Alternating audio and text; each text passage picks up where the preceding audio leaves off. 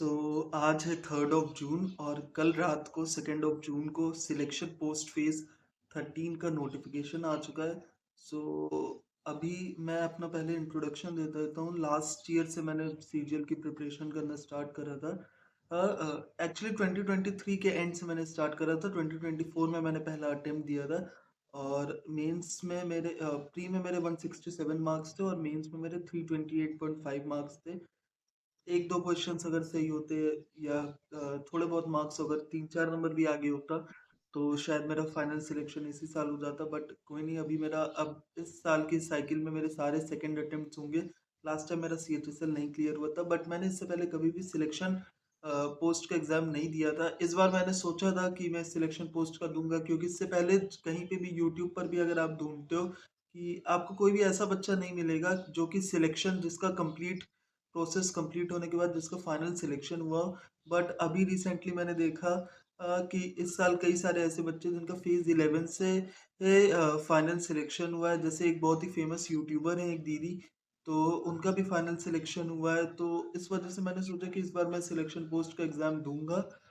But कल जब vacancies आई 2423 vacancies आई हैं 2 जून से लेकर के 23 जून तक आप रजिस्ट्रेशन कर सकते हो इसमें।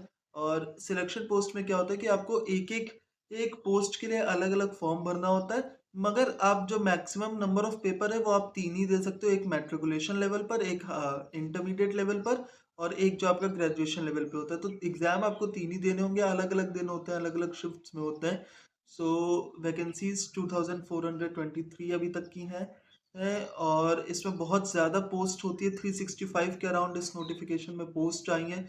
तो मुझे लगा यार 365 अगर पोस्ट है तो कुछ ना कुछ ऐसी स्पेशलाइज्ड पोस्ट होंगी जिसमें मेरी क्वालिफिकेशन भी, एक्चुअली मैंने बीए करा हुआ है ग्रेजुएशन में, तो वो भी हो सकता है यूज़ होता है। लेकिन मैंने जब जितनी भी पोस्ट थी स्टार्ट से लेके फर्स्ट नंबर से लेकर के मैंने आखिरी तक सारी पोस्ट के पोस्ट डिटेल्स जो आप एसएससी की वेबसाइट से चेक करते हो वो करा।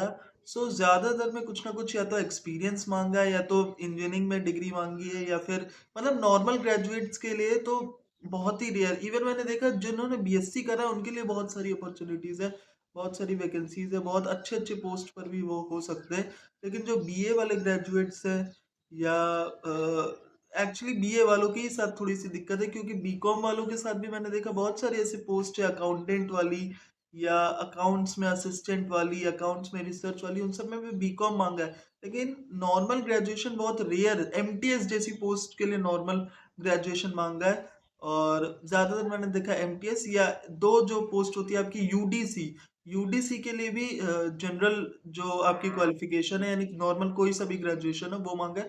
बाकी ज्यादातर 365 पोस्ट में से मुझको केवल 5 या 6 ऐसी पोस्ट मिली जिसमें मैं एलिजिबल हो रहा था प्रॉपरली, और जो थोड़ा मेरे स्टैंडर्ड के भी हिसाब से, क्योंकि अगर मुझे एमटीएस ही देना होगा तो मैं एसएससी एमटीएस का जो एग्जाम होगा उसमें बैठ जाऊंगा।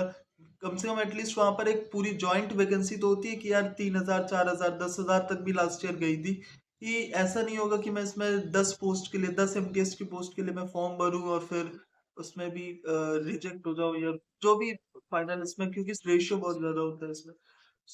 अभी तक का तो मेरा यही प्लान है कि सिलेक्शन पोस्ट में बहुत ही, क्योंकि मुझे कम ऐसी पोस्ट मिली है जिसके लिए मैं एलिजिबल हूँ। देखते हैं, आप लोग अपने कमेंट सेक्शन में बता सकते हैं। ऑल्दो मैं इस बार ये एग्जाम में अपेयर जरूर करूंगा, क्योंकि लास्ट टाइम मैंने नहीं दिया था। बट एक एग्जाम देने से कोई इतनी दिक्कत नहीं है। एटलीस्ट एसएससी का अगर कुछ नया पैटर्न भी होगा तो मुझे पहले पता चल जाएगा सीजीएल से पहले। सीजीएल में तो मैं अपेयर करूंगा ही। आप लोग मुझे कमेंट सेक्शन में बता सकते हैं कि आप लोग किस किस पोस्ट के लिए एलिजिबल हो, किस किस पोस्ट के लिए आप फॉर्म भरना चाहेंगे। और अभी थोड़ा सा आपको रुकना चाहिए, 2-3 दिन, एक हफ्ता एटलीस्ट, फॉर्म को भरने से पहले, क्योंकि अभी बहुत सारी आधार बेस्ड ऑथेंटिकेशन और बहुत सारी चीज़ें चेंजेस हो रहे हैं। मेरा भी अभी आधार में एड्रेस नहीं अपडेटेड है। अभी मैं पहले आधार में एड्रेस अपडेट कराऊंगा, उसके बाद ही ऑथेंटिकेट करूंगा।